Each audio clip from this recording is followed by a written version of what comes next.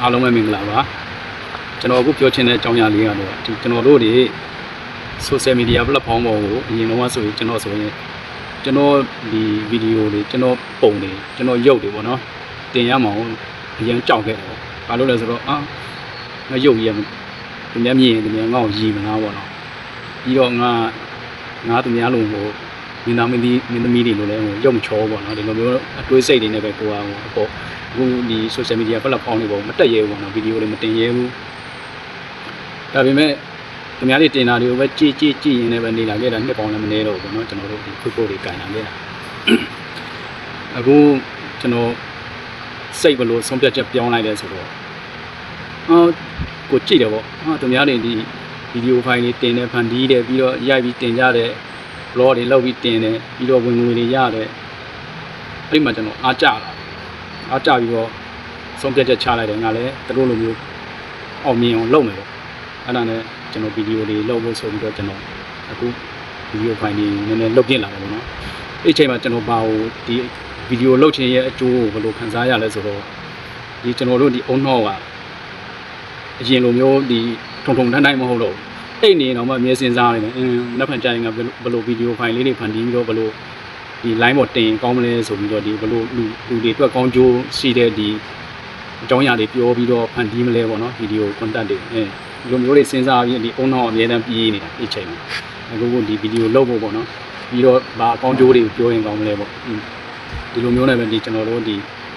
ဗီဒီယိုလုပ်ချင်ရဲ့ကောင်းကျိုးတွေကျွန်တော်ခံစားလာရတယ်ပေါ့ဒါကြောင့်မို့တကယ်ချင်းတို့လည်းမဆက်နဲ့မကြောက်နဲ့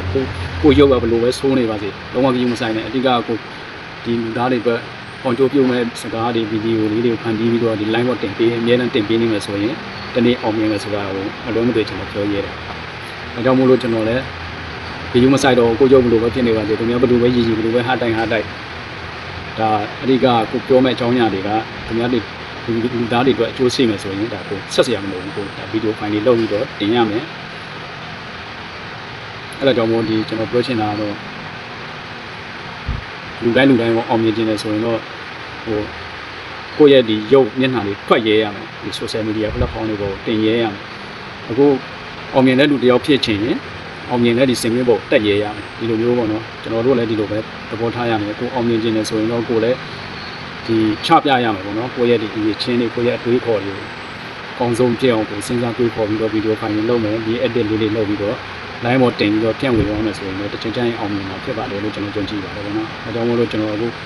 အားလုံးလည်းကျွန်တော်ပြောချင်တာကျွန်တော်လိုမျိုးပဲမဆက်နဲ့မကြောက်နဲ့ဗီဒီယိုဖိုင်လေးတွေလုပ်ပြီးတော့တင်ကြပါပြီးတော့ online ကနေငွေစားကြပါ Facebook ကနေငွေစားကြပါ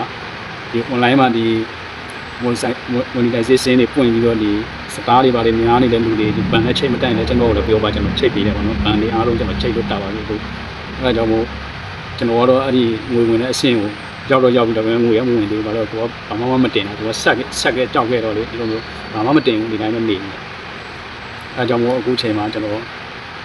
တင်ဖို့ပဲစဉ်းစားတယ်ပေါ့နော်တရက်ပြီးတရက်အဲ့နေတော့မှဗီဒီယိုမှာဗီဒီယိုဖန်တီးကောင်းမလဲဆိုပြီးအုံနောက်ပြေးတယ်ပေါ့နော်အဲ့ဒါလေးတွေခံစားရပါတယ်